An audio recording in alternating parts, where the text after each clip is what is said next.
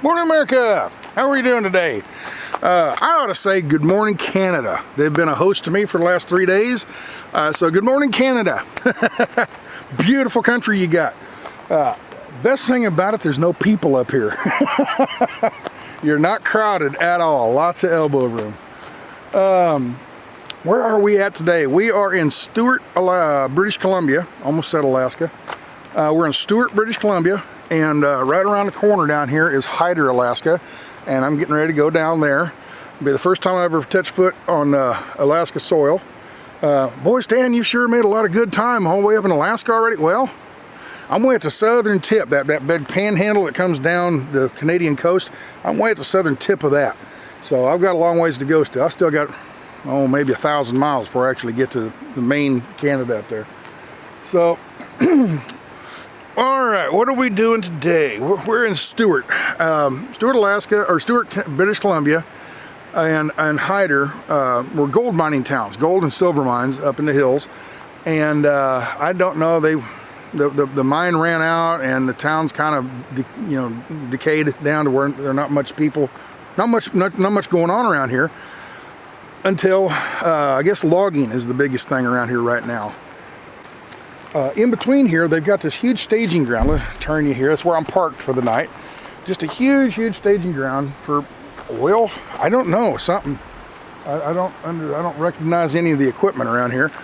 But if you look around this way, there's a port, a great big building down here, and a port of some type. I talked to some locals last night. Not even some locals, some guys that are working here. They're not local. They're working here for a short time, and one of them was picking up some explosives, some, I guess, dynamite or something, TNT, I'm not sure.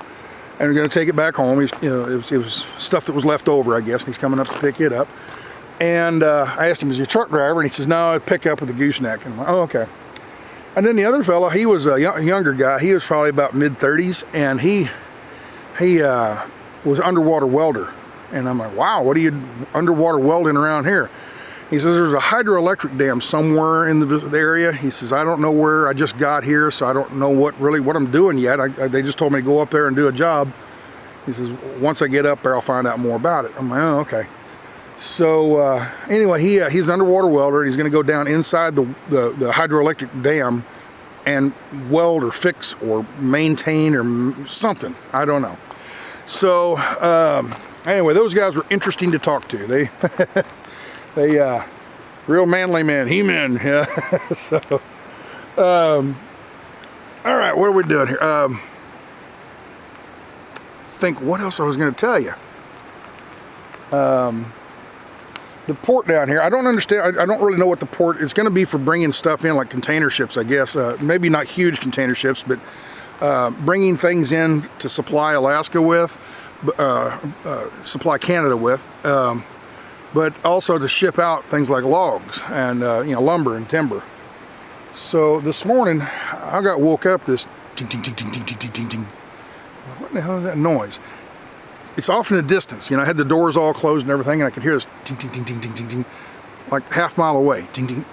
I'm thinking they're doing some kind of jackhammer or something like that. Kind of find out it's log trucks, and when you're emptying a log truck, the way they connect, they're just kind of hooked together with a little pin and like a pinnacle hook kind of thing.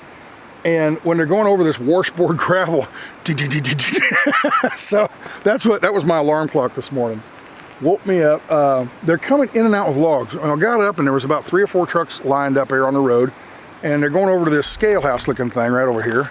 See this right here, the scale house inspection building. I don't know exactly what it is, but they're coming over there, stopping, doing something, and moving on. They go in there for 20 or 30 minutes, and they turn around and come right back out, and they come by with the trailer still on the ground. They go into town, and then 15 minutes later I see them come around a corner and head up, and the trailer is picked up piggyback style, going back up to wherever the logs are. So I'd like to talk to somebody around here. I think I'm going to walk over and talk to the guy in the guard shack over here, or the weigh station, inspection barn, whatever that is, and find out what's going on. So if I learn anything, I'll pass it on to you.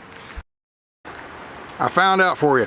Went over and talked to the guy over at the guard shack. He's a young man. He's about 20 maybe, just out of teens, early 20s. Local kid, lived here all his life. They pull up there, it's not scale or anything, they pull the log trucks up and he bundles them with cable, big old, about the size of my pinky, you know, half-inch size cable, and he bundles the logs up, okay? The trucker takes the straps off and he bundles it all up with these cables, about probably 3 or 4 cables on there. They take it in, and there's 2 companies here. One is a company called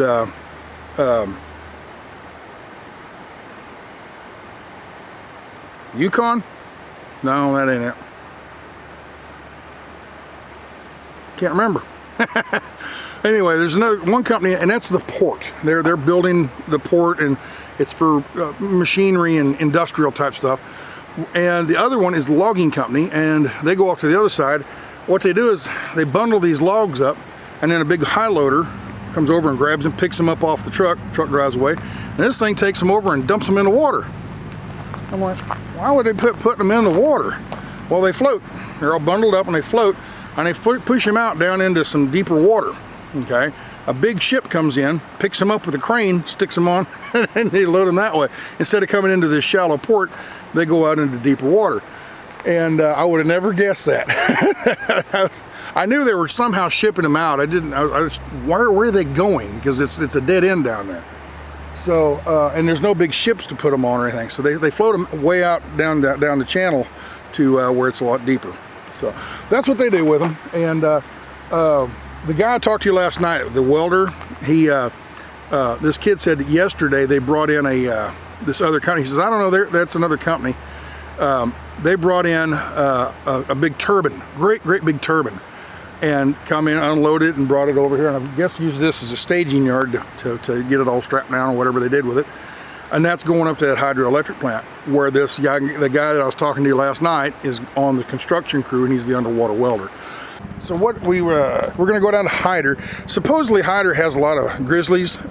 There's a viewing platform. It's like a pier that you go out, it goes over the stream, and you're up safe away from the animals, and they're down there eating their salmon. You can take pictures of viewing platform. Every time I've talked to anybody, they say, well, have you been to Hyder, seen the bears? And yeah, we went there, we didn't see any bears. So I think it's a hit and miss kind of deal. So anyway, that's what the plans are for today.